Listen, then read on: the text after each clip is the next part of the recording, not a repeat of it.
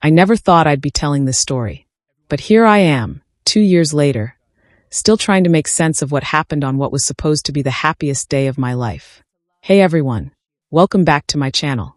Before I jump into this absolutely insane story, drop a comment and let me know. Where are you watching from? How's your day going? And if you haven't already hit that subscribe button, please do it now because trust me, you're going to want to hear how this ends. This story is wild from start to finish, and I promise you won't see any of it coming. My name is Maya. I'm 28 years old. Or at least, I was 26 when this all happened. I was getting married to a man named Ryan. We'd been together for 3 years. He was perfect on paper. Good job as a financial analyst, nice family, treated me well. My parents loved him. My friends loved him. I thought I loved him. The wedding was set for a Saturday in June at this fancy hotel downtown. We'd spent a year planning it. Invitations, flowers, cake, the dress I'd dreamed about since I was a little girl. Everything was perfect. Until the morning of the wedding. I was in the bridal suite with my bridesmaids getting ready. Hair and makeup done. My dress was hanging on the door, this beautiful white gown that cost more than my car. My phone buzzed. Unknown number. I almost didn't answer. But something made me pick up. Hello, is this Maya Thompson? A woman's voice. Professional. Cold. Yes, who is this? My name is Rachel. I think we need to talk about Ryan. My stomach dropped. What about Ryan? He's my husband. The room started spinning. What? No, that's impossible. Ryan and I have been together for 3 years, I know. He told me about you. He's been lying to both of us. My bridesmaids were staring at me. I walked into the bathroom and locked the door. You're lying, I said. But my voice was shaking. I wish I was. We've been married for 5 years. We have a 2-year-old son. I thought I was going to throw up. I have proof, Rachel continued. Photos, marriage certificate, everything. I can send them to you right now. Why are you telling me this today? On my wedding day. Her laugh was bitter. Because I just found out yesterday. I saw the wedding invitation on his desk. He told me it was for a coworker. But I looked you up on social media. I saw the photos of you two together. I saw your engagement announcement. My phone buzzed. She was sending photos. There was Ryan in a tuxedo, standing next to a pretty blonde woman in a wedding dress. 5 years ago, according to the date. Another photo of Ryan holding a baby. Another of the 3 of them at Christmas. All while he was dating me. I couldn't breathe. I'm coming to the wedding, Rachel said. I'm going to expose him in front of everyone. He deserves it. Wait. She hung up. I stood there in my robe, staring at my phone, watching my entire life fall apart. My maid of honor, Tara, knocked on the door. Maya, you okay? I opened the door. Showed her the photos. Oh my God, she whispered. What are you going to do? I don't know. But that was a lie. I knew exactly what I was going to do. 2 hours later, I was standing at the altar in my wedding dress. The church was packed. 200 guests.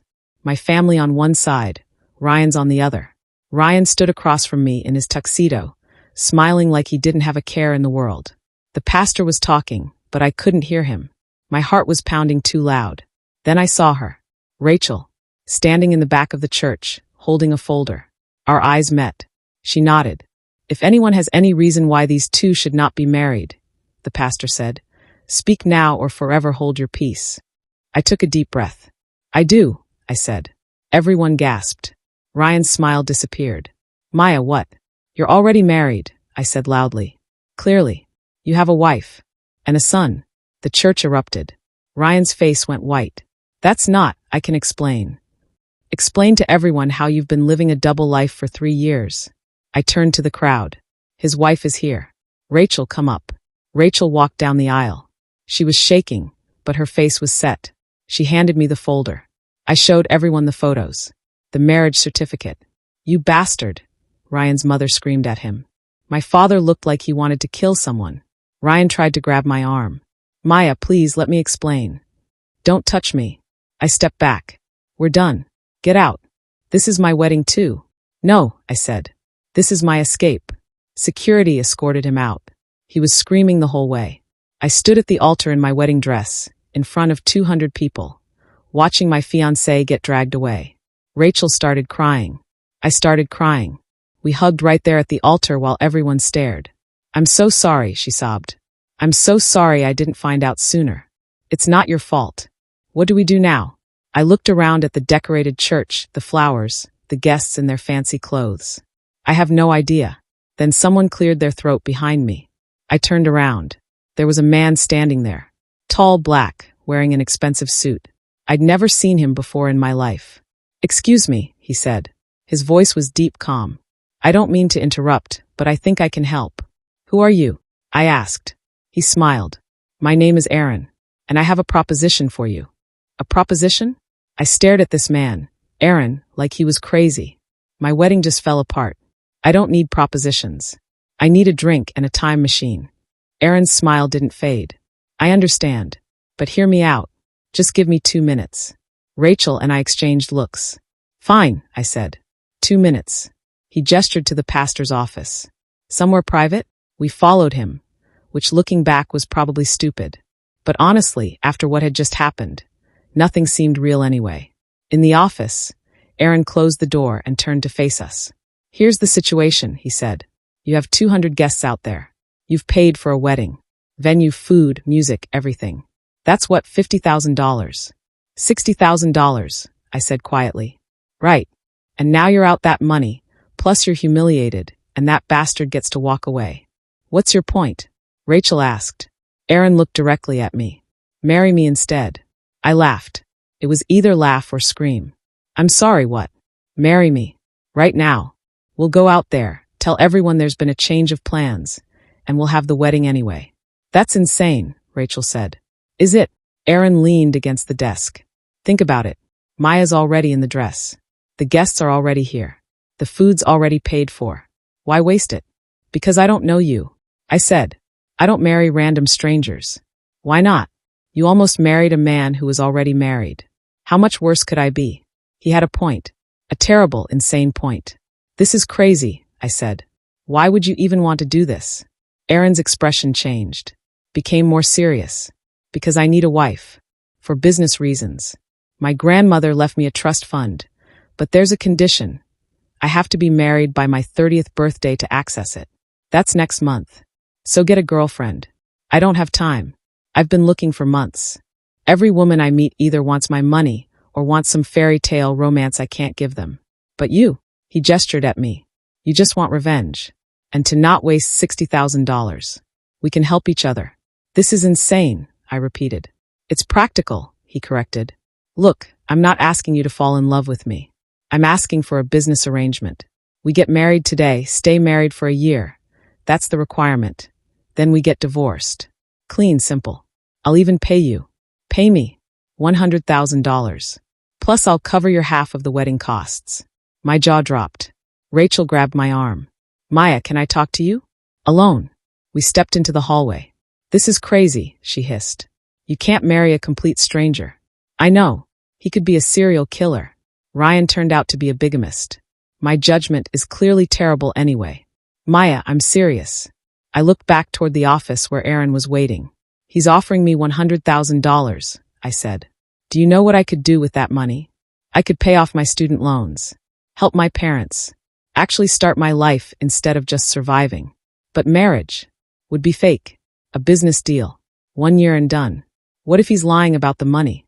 Then I'll divorce him and be right back where I am now, humiliated and broke. At least this way I have a chance at something good coming from this nightmare." Rachel stared at me. "You're really considering this?" "I'm really considering this." We went back into the office. "I have conditions," I said to Aaron. He straightened. "I'm listening. First, I want proof you're who you say you are. Show me ID, bank statements, the trust fund paperwork. Everything." "Done." He pulled out his phone and started showing me documents. Driver's license, Aaron Maxwell, age 29. Bank statements showing accounts with more money than I'd ever seen. Legal documents about the trust fund. He was real. And he was rich. Very rich. "Second condition," I continued. "This is a business arrangement only. Separate bedrooms. No expectations of anything else." "Agreed." "Third, we sign a prenup. Today. Before the ceremony. I don't want your money beyond what we agreed. And you don't get any of mine. I'll have my lawyer draft something right now. And fourth," I took a deep breath. "You tell me the truth. Right now. Why are you really doing this? And don't give me that trust fund excuse. There has to be more. Aaron was quiet for a moment. Then he sighed. You're right. There is more. He sat down. My grandmother didn't just leave me money. She left me the family business. A tech company worth billions. But my uncle is contesting the will. He says I'm too young, too irresponsible. The marriage requirement was her way of proving I could commit to something. So this is about proving something to your family. Yes. And about not letting my uncle steal what my grandmother built.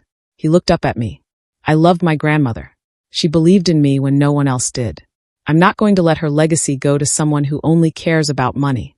For the first time, I saw real emotion in his eyes. 1 year, I said. Then we divorce. No drama, no mess. 1 year. And you pay me half up front. Today. Deal. We shook hands. Rachel looked at both of us like we'd lost our minds. I can't believe you're actually doing this. Neither could I. But 30 minutes later, I was standing at the altar again. This time next to a man I'd met an hour ago. The pastor looked confused. The guests looked shocked. And when Aaron lifted my veil and kissed me, I thought, what the hell have I just done? The reception was awkward as hell. Half the guests thought I'd lost my mind. The other half were gossiping about what happened with Ryan. But Aaron played his part perfectly. He danced with me. Made small talk with my family. Smiled for photos like we'd been together for years instead of hours. You're good at this, I whispered during our first dance. I've had practice pretending to be someone I'm not, he said. Business dinners, investor meetings. This isn't that different. Except we're married now. Legally. Not really. But it felt real when he spun me around and everyone clapped. It felt real when my mom cried and hugged him. It felt real when we cut the cake and he smeared frosting on my nose. For a few hours, I almost forgot this was all fake. That night, we went to his apartment. Not an apartment. A penthouse. In Manhattan. Floor-to-ceiling windows overlooking Central Park. Marble floors. Furniture that probably cost more than my annual salary. This is where you live? I asked, setting down my suitcase. This is where we live now, Aaron corrected. For the next year anyway. He showed me to the guest room. It was bigger than my old apartment. I'll give you space, he said. We can figure out the logistics tomorrow. For tonight, just rest. Aaron, he turned back. Thank you, I said, for saving me from the worst day of my life. You saved yourself. I just provided an alternative option. After he left, I sat on the bed in my wedding dress and started to cry. Not sad tears. Not happy tears. Just release. Everything that had happened finally hit me. I'd almost married a liar, then married a stranger. And now I was living in a penthouse with a man I didn't know. What the hell was I doing? The first week was strange. Aaron left for work early and came home late. We barely saw each other.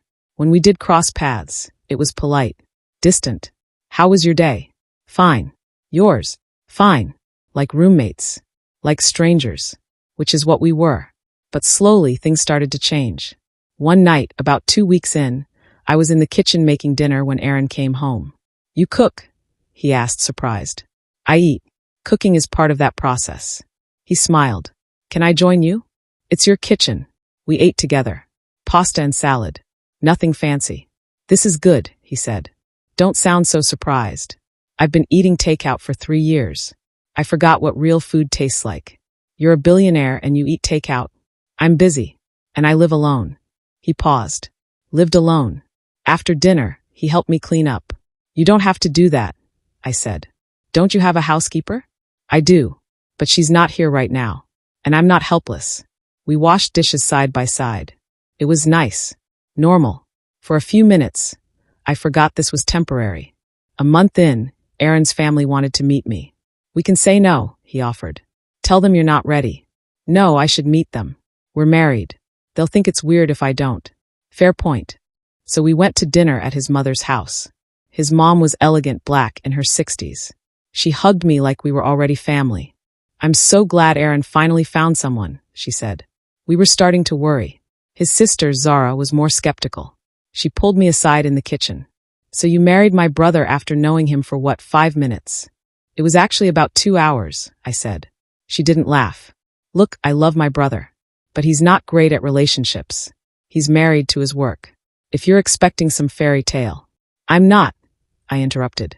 This is complicated. But it works for us. Zara studied me.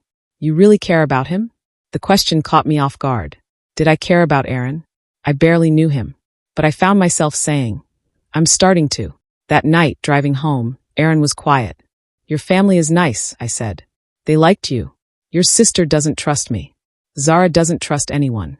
Don't take it personally. We pulled up to the building. The doorman nodded at us. In the elevator, Aaron said, Thank you. For coming tonight. For playing along. That's the deal, right? Right. But he sounded sad. Aaron, are you okay? He looked at me. Really looked at me. I know this is fake, he said quietly. I know we're just playing roles. But sometimes it doesn't feel fake. My heart did something weird in my chest. Yeah, I whispered. Sometimes it doesn't. The elevator doors opened. We went to our separate bedrooms. But I lay awake for hours, thinking about what he'd said. Thinking about how much had changed in 1 month. Thinking about how I'd started to look forward to seeing him at the end of the day. How I'd started to care if he'd eaten. If he was stressed. If he was okay. This was supposed to be business. But it was starting to feel like something else. Something dangerous. Something I wasn't prepared for. The next morning, I found a note in the kitchen. Had to fly to California for business. Back in 3 days. There's money on the counter if you need anything. The apartment felt empty without him. Too empty. I picked up my phone to text him, then stopped. We weren't that kind of couple. We didn't text. We didn't miss each other. This was fake. I had to remember that. But as I stood in his too big apartment, in this too strange life, I realized something scary. I was starting to forget where the act ended and the real feelings began. And in 8 months, when this year was up and we went our separate ways, I didn't know if I'd be able to walk away. Aaron came back from California different. Distant again. Like he was rebuilding the walls we'd started to break down. How was your trip? I asked when he got home. Fine. Did the meetings go okay? Yes. Back to one-word answers. I didn't push. This was what we'd agreed to. Professional distance. But it hurt more than I expected. 2 months later, we were 6 months into our marriage. Halfway done. The thought should have made me happy. Halfway to $100,000 and my freedom. Instead, it made me sad. Aaron was working longer hours. Sometimes he didn't come home at all, just texted that he was staying at his office. We barely talked anymore. I started looking at apartments, planning for when this ended. Then everything changed. One night, Aaron came home at 2 a.m. I heard him stumble through the door. I got up and found him in the living room, tie undone, shirt wrinkled. Are you drunk? I asked. Little bit. He laughed. It wasn't a happy sound. We lost the case. What case? The trust fund. My uncle won. He's taking the company. I sat down next to him. Aaron, I'm so sorry. Doesn't matter. We're still married. I proved I could commit, right? But the judge said our marriage was suspicious. That we got married too fast. That it seemed like a business arrangement. My stomach dropped. They investigated us? Of course they did. My uncle hired lawyers, private investigators. They found out about your canceled wedding. About us getting married the same day. About everything. So what happens now? He looked at me with red, tired eyes. Now I lose my grandmother's company to a man who doesn't give a damn about her legacy. And you were dragged into my mess for nothing. You'll still pay me, right? The words came out harsher than I meant. Aaron flinched. Is that all you care about? The money. That was the deal. Yeah, the deal. He stood up, swaying slightly. That's all this was. A deal. How could I forget? Aaron, I need to sleep. He walked toward his room, then stopped. For what it's worth, Maya, this stopped being fake for me a long time ago.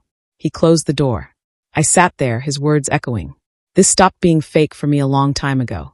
I didn't sleep that night. By morning, I knew what I had to do. I got dressed in my nicest outfit, did my hair and makeup, and I went to Aaron's uncle's office. His secretary tried to stop me, but I pushed past her. Mr. Maxwell, I said, walking into his office. We need to talk. Aaron's uncle looked up from his desk. He was older, with gray hair and cold eyes. Mrs. Maxwell, he said with a smirk. Or should I say Mrs. Fake Marriage? Our marriage is real. The courts don't think so. Because you paid them not to. I pulled out my phone. But I have something you don't have. The truth. I'd spent all night going through everything. Photos of me and Aaron. Texts we'd exchanged. Receipts from dinners we'd shared. Evidence that we were building something real, even if it started fake. This proves nothing, he said. It proves we're a real couple. And if you fight this, I'll go to every media outlet and tell them how you're trying to steal from your own family. How you're so greedy you'd destroy your nephew's life. His eyes narrowed.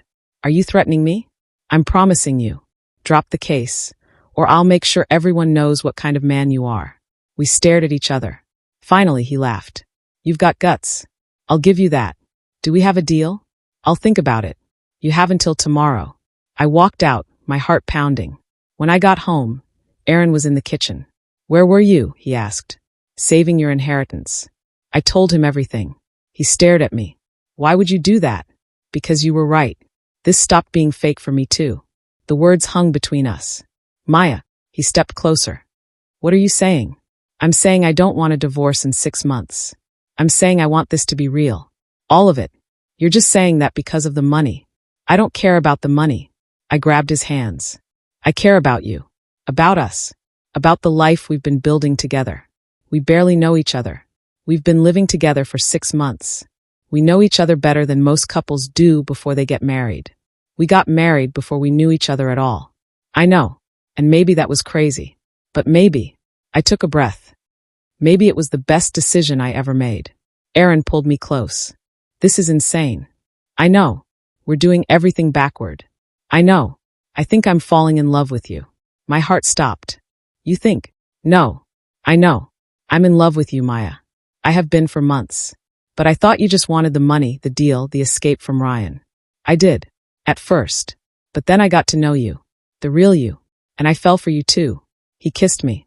Not a business kiss. Not a fake kiss for show. A real kiss. Full of emotion and promise and hope.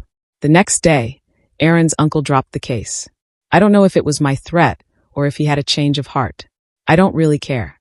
Aaron got the company. The trust fund. Everything his grandmother wanted him to have. And I got something I never expected. A real marriage. A real partner. Real love. 2 years later. I'm recording this video from our house in Connecticut. The one we bought together last year. Aaron's in the kitchen making dinner. He's gotten pretty good at cooking. Tomorrow is our anniversary. Our real anniversary, we call it. The day we decided to make this marriage actually work. People ask me all the time if I regret how we started. The answer is no. Because sometimes the best things in life come from the worst circumstances. Sometimes you have to marry a stranger to find your soulmate. And sometimes a business deal turns into the greatest love story of your life. If you enjoyed this story, please hit that subscribe button and let me know in the comments. Do you believe in second chances? In unexpected love? Drop your thoughts below. And remember, life doesn't always go according to plan. Sometimes it goes even better. Thanks for watching. See you in the next video.